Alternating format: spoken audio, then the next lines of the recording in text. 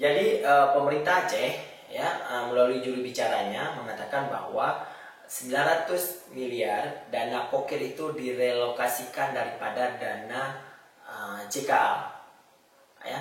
Tapi ada juga Ketua DPRK juga mengatakan membantah hal itu ya, 90 miliar itu dialihkan ke pokir anggota dewan. Tapi kita juga bertanya-tanya, apakah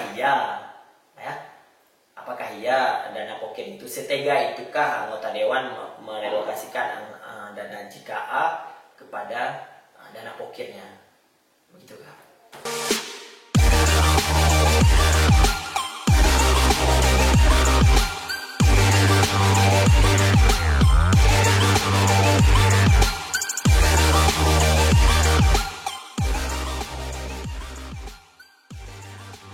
Halo, Assalamualaikum. Ketemu lagi dengan kita di Sahas Inisiatif sama saya dengan Bang Dedi. Kita mau ngobrol terkait dengan pokir, Bang Dedi. Ada realokasi anggaran nih yang dari JKA kemarin mau direalokasikan. Mungkin Bang Dedi bisa share sama kita di sini.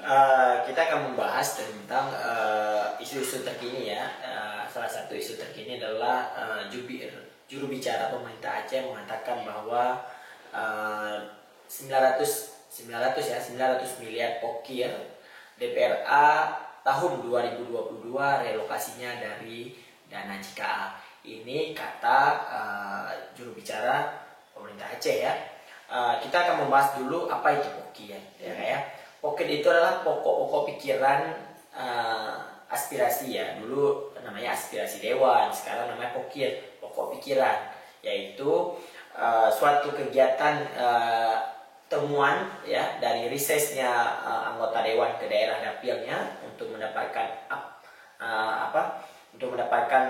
apa sih yang akan dibangun di dapilnya masing-masing, sehingga itulah pokok pikiran. Jadi masyarakat di daerah pemilihannya mengusulkan kepada dewan, anggota dewannya untuk membuat jalan. Jalan itu dimasukkan, kalau tidak dimasukkan dalam APBD murni, dia masukkan kepada APBD dari jalurnya pokir ya. Misalnya jalan desa mau dibuat nih Pak, ini gimana sih cara membuat jalan desa? Oh ya udah, kita alokasikan ke pokir misalnya kayak gitu ya. Terus misalnya ada dana hibah kepada suatu lembaga, misalnya lembaga panti asuhan atau apa tuh, itu boleh juga dimasukin ke dalam pokir ya. Nasa, masjid, musola ya, atau majlis taklim, itu masuk di dalam dana-dana pokok pikiran tersebut ya. Terus berapa satu anggota dewan mendapatkan dana pokir itu ya, tergantung daripada konstruksi dari APBA-nya. Kalau APBA-nya triliunan, itu otomatis dia miliaran mendapatkannya. Jadi itulah dana pokir ya yang dimaksud dengan dana pokir, yaitu suatu kegiatan yang dilakukan oleh anggota dewan, itu disebutkan oleh atau aspirasi anggota dewan itu disebutkan dengan pokok-pokok pikiran atau pokir. Terus apa nih tujuannya ya kan, apa nih konteksnya dengan JKA ya. Juru bicara pemerintah Aceh mengatakan bahwa pemerintah Aceh sudah mengalokasikan 1,2 triliun uang JKA ya, alokasikan uang untuk JKA di tahun 2022.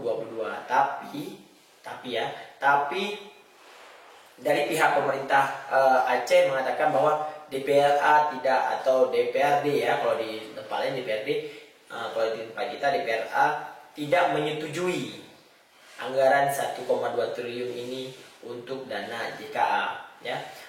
Tapi anggota dewan mengatakan bahwa semua anggota dewan sepakat bahwa JKA ini akan dievaluasi ke depannya. Jadi yang menjadi rancunya adalah juru bicara pemerintah Aceh Muhammad MTA mengatakan bahwa relokasi antara 1,2 triliun ini untuk dana pokir.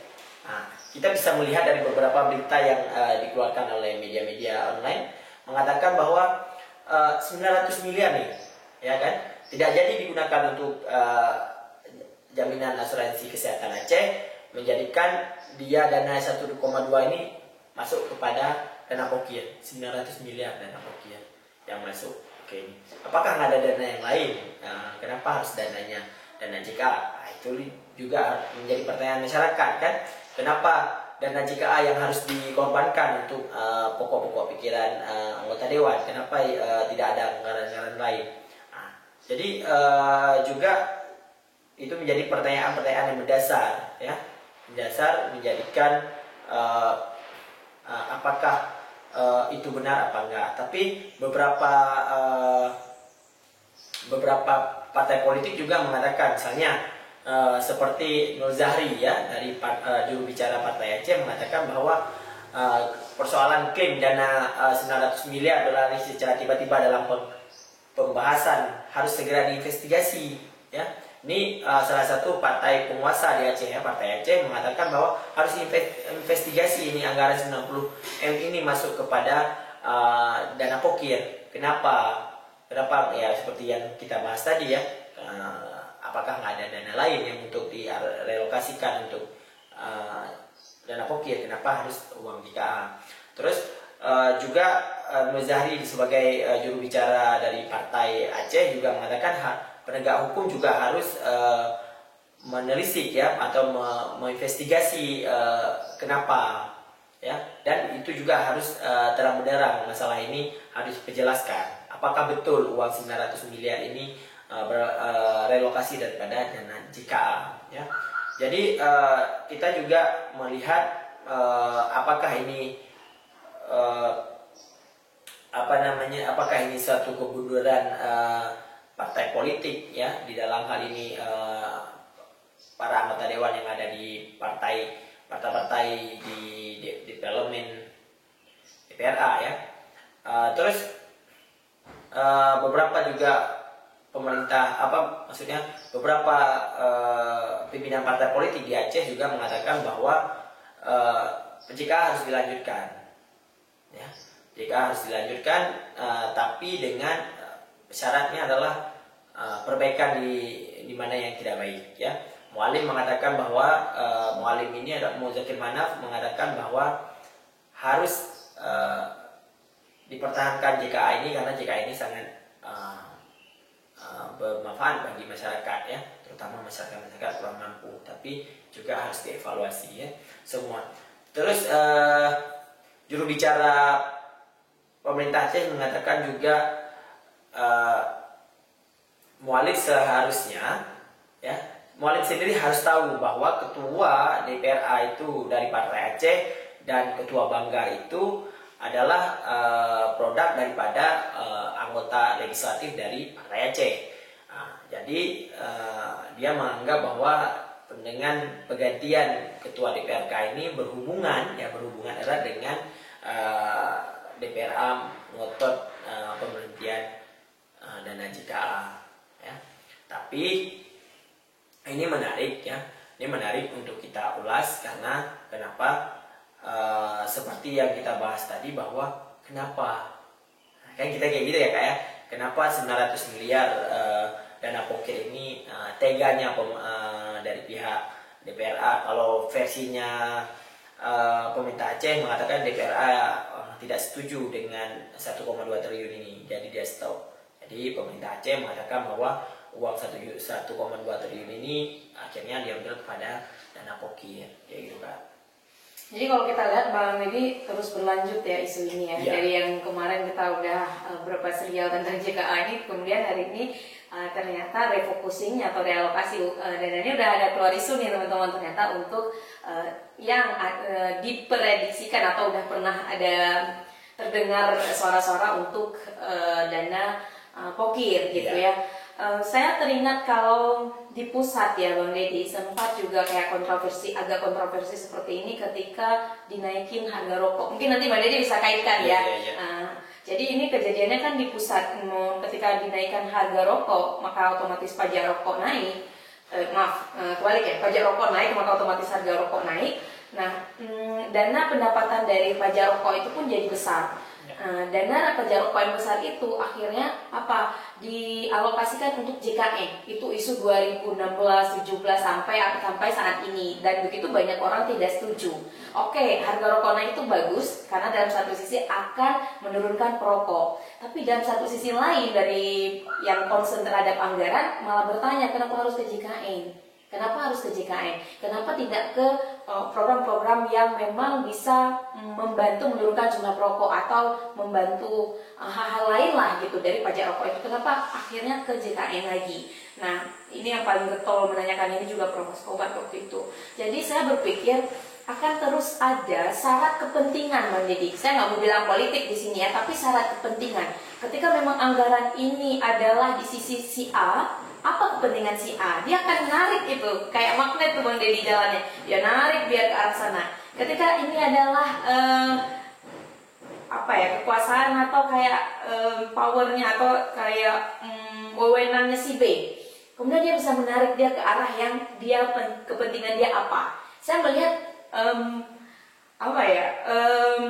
gerakannya seperti itu ya Bang Deddy. Iya, jadi kan kita juga melihat bahwa ini adalah isu-isu politik ya, karena ini programnya lah, program JKN ini adalah program hasil program janji politik yang digaungkan di masa Irwandi Yusuf dengan Muhammad Nazar di periode 2007, terus dilanjut oleh Zeni Mualim, terus sekarang dilanjut lagi pada Irwandi Nova ya, sehingga Irwandi tersangkut kasus dilanjutkan oleh Nova. Tapi janji kampanyenya Irwandi Yusuf dan Nova Irwansyah itu adalah JKA plus dan lain lagi. Jadi tidak ada jaminan kesehatan aja, tapi ada jaminan kesehatan plus. Tapi kita menarik ya dari statementnya juru bicara pemerintah Aceh ini dengan relokasi yang ada 900 miliar ini kepada Pokir Dewan, tapi di dalam satu sisinya lagi adalah Ketua DPRA juga menyatakan itu tidak mendasar. Ya, dia sangat membantah dengan isu-isu itu ya. Dalam statementnya Ketua DPRA Dewan Perwakilan Rakyat Aceh juga membantah keras pernyataan juru bicara pemerintah Aceh ya. Muhammad MTA menyebutkan bahwa anggaran jaminan kesehatan dari 1,2 triliun itu dipotong dan dialih untuk 900 miliar ya, untuk dana-dana pokir DPRA ya. Ini salah satu adalah hal yang sangat menyesatkan. Terus daripada anggota dewan juga menganggap bahwa dalam rapat badan anggaran DPRA meminta pemotongan anggaran BPJS itu untuk JKA 50%. Kenapa dipotong? Dikarenakan 50% itu untuk membuat rumah sakit regional yang sudah dicetuskan di awal-awal pemerintahan Irwandi dan Nova. Sampai sekarang kita nggak pernah mendengar lagi ya keberlanjutan rumah sakit regional ini yang ada di Melabu, di Tangkingon, di di Biren ya, terus di Langsa. Kita nggak pernah mendengar lagi gimana keberlanjutannya. Itulah yang di dalam rapat badan anggaran itu pemotongan anggaran 50% dana untuk BPJS itu adalah untuk membuat rumah sakit regional. Terus di sini juga kita melihat dokumen kesepakatan ya antara atau berita acara antara pemerintah Aceh dengan dengan DPRA. Ini ada tanda tangannya juga gitu ya. Tapi kita di sini nggak tahu nih di mana miskomunikasi antara pemerintah Aceh dengan DPRA ya. Terutama untuk 50% itu udah sepakat untuk pemotongannya untuk pembuatan rumah sakit regional. Makanya di dalam rapat antara TAPA dan DPRA juga meminta kejelasan kontrak kerjasama ini untuk direview antara BPJS dengan pemerintah Aceh.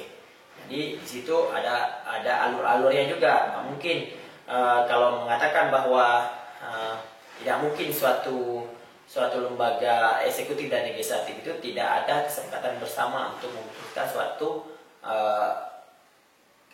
kebijakan ya yang menyangkut kebijakan publik. Itu yang dikatakan oleh Ketua DPRA Dahlan ya. Terus kita juga bisa melihat ya beberapa artikel yang dikeluarkan atau press release yang disebarkan oleh DPRA juga meminta harus diinvestigasi ya intervensi kebijakan di hilir tepat untuk memperbaiki kesehatan masyarakat atau tidak, ya. Karena saat ini persoalannya ada di hulu dan belum tersentuh. Jadi harus diperbaiki dulu intervensi kebijakan ini sehingga mendapatkan kebijakan-kebijakan yang memang betul-betul berpihak pada rakyat kecil. Ya. Sekarang kita bisa melihat bahwa dalam satu sisi ini ada yang mengatakan bahwa seperti BBM, ya, bensin dipakai oleh orang mampu. Ya, CKN ini juga dipakai oleh orang-orang yang mampu.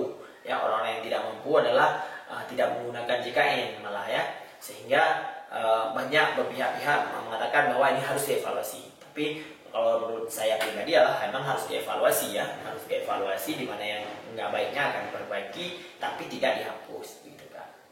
Iya, iya. Jadi Bang Deddy, kalau misal kita tekankan di sini masih agak abu-abu ya sebenarnya. Yang namanya dihapus di KA itu masih yang banyak tanda tanya, yang kayak belum betul-betul ketok palu, dan lagi ada embel-embel kalau misal datanya terperbaiki, maksudnya bisa dipresentasiin oleh BPJS sendiri, mungkin ya nggak dihapus atau hanya dihapus 50%, ya tergantung dari data itu. Kita tunggu aja teman-teman, selanjutnya akan seperti apa ya next ceritanya JKA ini, dan terkait dengan anggaran tadi apakah jadi refocusing atau realokasi ke Pokir atau tidak. Ikuti terus Sahas Inisiatif dan terima kasih sudah menonton. Assalamualaikum. Ya.